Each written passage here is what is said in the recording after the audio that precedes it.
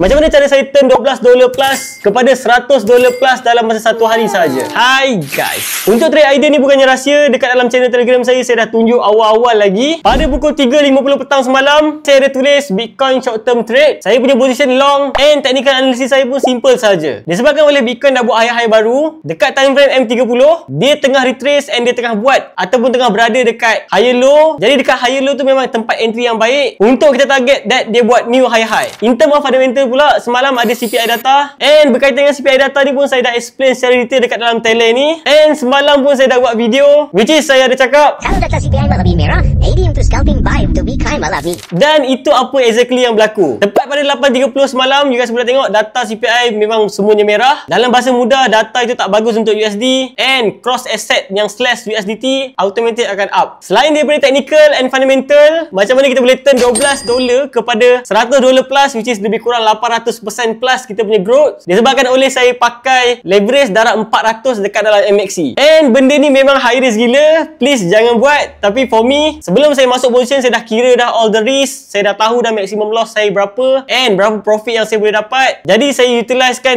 darab 400 yang ada dekat dalam MXC. Secara jujurnya ini juga pertama kali saya try darab 400, sebabkan sebelum ni memang maksimum untuk cryptocurrency leverage dia adalah 100 ke 200 sahaja, and kali ni saya tengok dekat dalam MXC tiba-tiba dia buat darab 400. Jadi kita try pakai kelebihan yang dia dah bagi. By the way, hari ni ada PPI data dan juga data unemployment claim. Let's say kalau you guys nak saya discuss berkaitan dengan ini, cara baca and cara trade crypto based on this data, you guys boleh komen dekat bawah. Nak tuan?